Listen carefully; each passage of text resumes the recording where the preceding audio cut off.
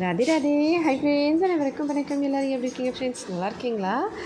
பையனுக்கு காலையிலேருந்து கை வலிக்குதுன்னு சொல்லிட்டு இருந்தான். நேற்று நைட்டு பார்க்கும்போது இவ்வளோ இதுவாக இல்லைங்க, ஜஸ்ட் லைட்டாக தான் இருந்தது. இப்போ காலையில் பார்த்தா இந்த மாதிரி ஆகிடுச்சு. எனக்கு ஒரே பயமாகிடுச்சு. அதுவும் இல்லாமல் குழந்தைங்களுக்கு ஏதாவது இன்ஃபெக்டட் இந்த மாதிரி ஆகுதுன்னா கொஞ்சம் பயம். ஏன்னா இங்கே பூச்சியெல்லாம் நிறைய இருக்கும், கிராமம் அப்படின்றதுனால. சரின்னு சொல்லி நான் டியூஷனுக்கு ரெடி பண்ணி அனுப்பிட்டு அதுக்கப்புறமா அப்புறமா ஹஸ்பண்ட் ஃபஸ்ட்டு ஹாஸ்பிட்டல் கூட்டிகிட்டு போய் மெடிசன் ஸ்டோர்லாம் வாங்க அப்படின்னு சொல்லிட்டாரு. அதனால் சரி ஹாஸ்பிட்டல் போனோம். அதுக்காக ஃபஸ்ட்டு அப்பா கிட்டே போய் பர்மிஷன் கேட்கணும். ஏன்னா அப்பா மோஸ்ட்லி வெளியில் போகிறேன்னு சொன்னால் அவங்க கொஞ்சம் வீட்டில் லேடிஸை எங்கேயுமே வெளியே அனுப்ப அவங்களுக்கு பயம்.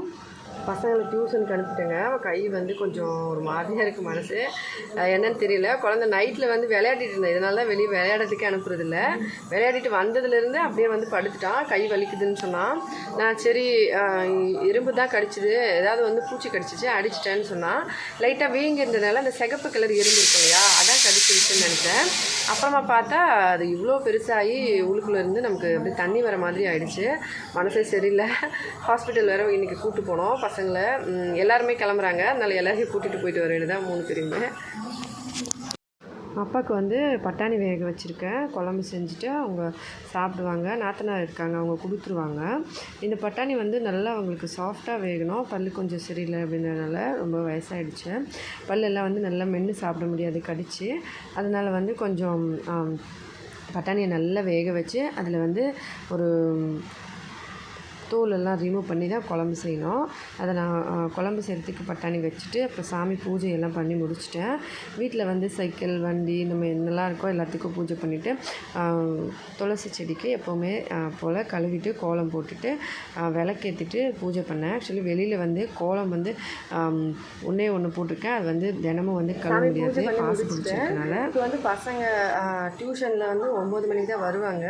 அதுக்குள்ளே சாப்பிட்றதுக்கு ஏதாவது ரெடி பண்ணிவிட்டு அவங்க வந்த உடனே சாப்பிட்டுட்டு பசங்க குளிச்சுட்டு உடனே ரெடி ஆகி பஸ்ஸில் கிளம்பணும். ஆக்சுவலி 10 மணிக்கு பஸ் இருக்குது.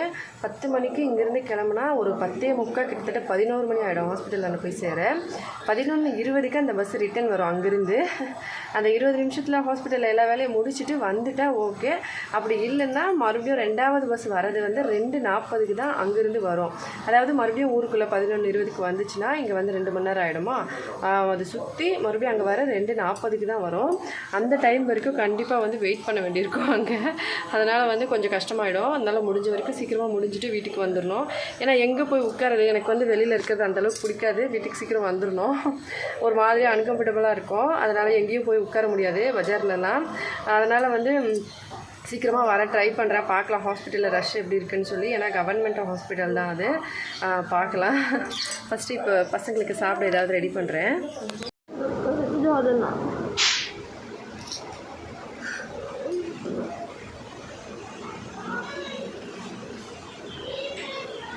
அதுக்கப்புறம் சாப்பிட்றதுக்கு கஞ்சி இருந்துங்க. நேற்று சமைச்சதில் சாதம், தண்ணி ஊற்றி வச்சுருந்தேன். அதை தண்ணி, அதுக்கப்புறம் உருளைக்கிழங்கு பொரியல் பண்ணிட்டேன்.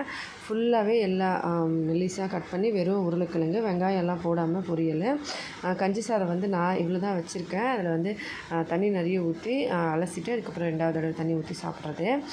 இந்த கஞ்சி சாதம் ஒடிசாவில் எப்போவுமே நிறைய பேர் வீட்டில் காலையில் அதை சாப்பிடுவாங்க. வயிறு சில்லுன்னு இருக்கும், உடம்புக்கும் நல்லது. நான் பசங்களுக்கும் நான் அதுக்கப்புறம் எங்கள் நாத்தனார் பொண்ணு எல்லாருமே சாப்பிட்டோம். தண்ணி புளியாமல் சாப்பிட்டாங்கன்னா வயிறுக்கு ரொம்ப நல்லதுங்க. எனக்கு கோல்டு பிடிச்சிருமோ அப்படின்னு சொல்லிட்டு நான் தண்ணியை புழிஞ்சிட்டு சாப்பிட ஆரம்பித்தேன். நான் அதுக்கப்புறம் பசங்க எல்லோரும் சாப்பிட்டு முடிச்சுட்டு அப்பா வந்தாங்க. அப்பா சாமி கும்பிட்டுருக்காங்க. எப்படி பர்மிஷன் கேட்குறேன் பாருங்கள். ଦୀପୁନାର ହାତରେ କ'ଣ ଗୋଟେ ଉଠୁଛି ତ, ଷାଠିଏ ବଢ଼ି ଯାଇକି ଜାଣିପାରୁନି। ଛୁଆ ସବୁ ଯିବେ କହୁଛନ୍ତି।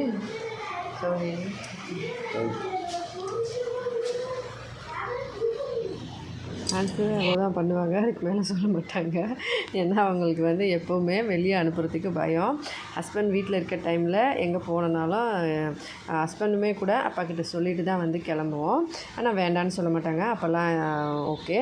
ஆனால் இப்போ நான் தனியாக போகிறனாலே அவங்களுக்கு கொஞ்சம் ஒரு மாதிரி அன்கம்ஃபர்டபுளாக இருக்கும். எப்படி பத்திரமா போயிட்டு வந்துடுவேனா பசங்களை கூப்பிட்டுக்கிட்டு அப்படின்னு சொல்லி கிளம்பிட்டேங்க ஹாஸ்பிட்டலுக்கு.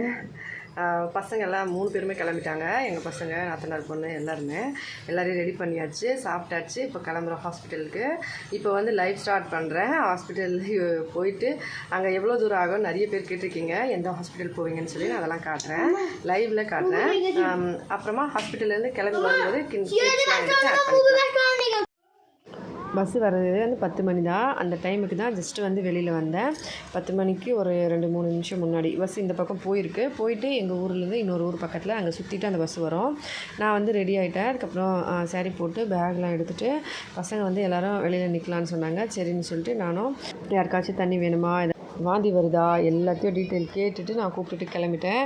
ஏன்னா பஸ்ஸில் வந்து இங்கேருந்து போனால் கிட்டத்தட்ட 1 ஹவர் ஆகிடும். தூரம் கம்மி தான், ஆனால் வண்டியில் போனால் ஓகே, பஸ்ஸில் போகும்போது கொஞ்சம் தூரமாக இருக்கும். அதனால் வந்து இங்கே பக்கத்தில் ஹாஸ்பிட்டல் இருக்குது, ஆனால் அங்கே போகணுன்னா வண்டியில் தான் போகணும். இப்போ ஹஸ்பண்ட் சென்னையில் இருக்கிறதுனால நான் வந்து வண்டியில் வந்து போகிறதுக்கு கம்ஃபர்டபுளாக இருக்கார். எங்கள் ஒன்று விட்ட ஓரக்குத்தியோட பசங்கள்லாம் இருக்காங்க, பெரிய பசங்க. ஆனால் எனக்கு வந்து கொஞ்சம் அன்கம்ஃபர்டபுளாக இருக்கும். எனக்கு எப்போவுமே வந்து ஹஸ்பண்ட் கூட தான் வெளியில் போயிட்டு வரதுக்கு ஓகேவாக இருக்கும். வேறு யார் கூட போகணுன்னா எனக்கு அந்த அளவுக்கு வந்து கம்ஃபர்டபுளாக இருக்காது. சரின்னு சொல்லிவிட்டு நான் பஸ்லேயே போயிட்டு வந்துடுறேன் அப்படின்னு சொல்லிவிட்டு, பஸ்ஸில் போனாலும் பசங்களெல்லாம் கூட்டிகிட்டு போயிட்டு வந்துடலாம் அப்படின்னு சொல்லிட்டு எல்லாரையுமே கூப்பிட்டுக்கிட்டேன். அதுக்கப்புறம் அங்கேருந்து கிளம்பிட்டேன். ஹாஸ்பிட்டல் போயிட்டு வர வரைக்குமே லைவ் பண்ணியிருக்கேங்க. 10 மணியில் இருந்து கரெக்டாக வீட்டுக்கு வந்து 12:30 மணி கிட்டத்தட்ட ஆகிடுச்சு. அது வரைக்குமே ஃபுல்லாக வந்து லைவ் பண்ணியிருக்கேன். ஹாஸ்பிட்டல் போயிட்டு வீட்டுக்கு வர வரைக்கும் முழுசாக சாஃப்டான சேரீ ஒன்று கட்டியாச்சு. ஏன்னா காலையில் நான் கட்டிட்டு இருந்தேன் இல்லைங்களா, குளிச்சுட்டு வந்த அப்புறமா சாமி பூஜை பண்ணும்போதெல்லாம் அந்த புடவை மறுபடியும் கட்ட முடியாது. வெயில் ஜாஸ்தியாக இருக்குது இன்றைக்கி. மழை டைமில் குளிர்காலத்தில் மட்டும் தான் கட்ட முடியும். அது வந்து ரொம்ப வந்து கொஞ்சம் கம்ஃபர்டபுளாக இருக்காது, வேக்காடாக இருக்கும். அதனால் வந்து அதை நான் கட்டலை. இப்போ வந்து வேறு ஒரு சாஃப்ட் காட்டன் புடவை கட்டியிருக்கேன். அதுவும் இல்லாமல் வந்து மழை வந்து இப்போ நின்று இருக்குது. ஒரு 20 நாளாக தொடர்ந்து பேஞ்சிட்டு இருந்தது, இப்போ வந்து நின்று இருக்குது. அதனால் வந்து வெயில் பயங்கரமாக இருக்குது. இப்போ வந்து கொஞ்சம் பால் இருக்குது, நேற்று பால், அதை வந்து வேஸ்ட்டாக போயிடும். நல்லா டீ போட்டு குடிச்சிட போகிறேன். இன்றைக்கி பால் வந்து நான் வரத்துக்குள்ளேயே நாத்தனார் வந்து சூடு பண்ணி வச்சுருக்காங்க. சமைச்சிட்டாங்க, என்ன சாப்பிட்லான்னு சொல்லி பார்க்கலாம். பால் இது பக்கம் ஆல்ரெடி கொதிச்சிருக்கு, கொஞ்சம் கொதிக்க வைக்க போகிறேன். இந்த பால் நல்லா இருக்கா இல்லையான்னு தெரியல. ஃபஸ்ட்டு அடுப்பு மேலே வைக்கிறேன். கொதிச்சிச்சுன்னா சக்கரை போட்டு டீ தூள் போட்டு குடிச்சுப்பேன், இல்லைனா வேஸ்ட்டாக இருக்கும். வந்து கெட்டு போலங்க, நல்லா இருந்தது. பழைய பால் நேற்றோடது. அதுலேயே வந்து நான் டீ போட்டு குடிச்சிட்டேன். அதுக்கப்புறம் இந்த பால் வந்து இன்றைக்கி பால், இதை வந்து சூடு பண்ணி எடுத்து வச்சுட்டு சாதம் வந்து பார்த்திங்கன்னா அந்த பக்கம் நாத்தனார் வந்து சமைச்சிருந்தாங்க. சாதம், அதுக்கப்புறம் கொண்டக்கடலை வெள்ளை கலர் இருக்கும் இல்லையா, அது காயெல்லாம் நிறைய போட்டு ஒரு குழம்பு செஞ்சுருந்தாங்க. அந்த குழம்போட நான் சாதம் வச்சு பசங்களுக்கு ஊட்டி விட்டுட்டேன். அதுக்கப்புறம் நான் வந்து கொஞ்சமாக தான் சாப்பிட்டேன். கஞ்சியோட இந்த குழம்பு சேர்த்து சாப்பிட்டுட்டேன். பசங்க 2 பேரும் இவ்வளோ தான் சாப்பிட்டாங்க. ஏன்னா லைவில் நீங்களே பார்த்துருப்பீங்க. லைவில் வந்து பசங்க வந்து நான் ஹாஸ்பிட்டல் உள்ளே போகும்போது ஜூஸ் குடிச்சது, அதுக்கப்புறம் வெளியில் வரும்போது பானிபூரி, தஹிபூரி இதெல்லாம் சாப்பிட்டுட்டாங்க. அதனால் வந்து அவங்க சாப்பாடு சாப்பிட விருப்பம் இல்லை, கொஞ்சம் தான் சாப்பிட்டாங்க.